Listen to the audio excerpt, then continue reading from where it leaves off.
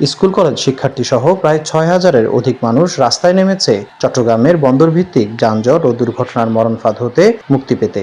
সকালে নগরীর সল্টগোলা মোড়ে বন্দর পতেঙ্গা এলাকার স্কুল কলেজ শিক্ষার্থী, পেশাজীবী ও ব্যবসায়ী স্থানীয় সহ প্রায় ৪০টির বেশি সংগঠন মানববন্ধনে অংশ নেন। তারা বলেন, বন্দর এলাকায় ৫ কিলোমিটার সড়ক জুড়ে বন্দরের ট্রাক, লরি, কারভার্ট ভ্যান সহ বড় বড় গাড়ি দিনের পর দিন কয়েক লেনে দাঁড় করিয়ে রাখা হয়। ফলে হাসপাতাল যেতে রোগীর মৃত্যু যেন স্বাভাবিক ঘটনা।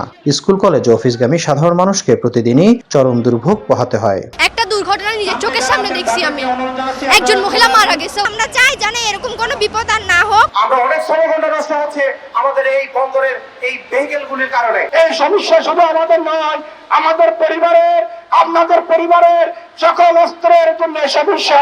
আমরা এটার সমাধান চাই।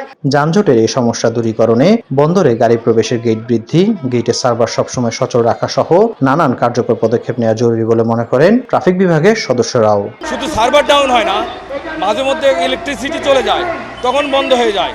আরও বিভিন্ন কারণেই গাড়ি ঢোকা বন্ধ হয়ে যায়। বন্ধ হয়ে গেলে এই প্রেশারটা রাস্তার উপর চলে আসে। গেটকে বাড়াতে হবে।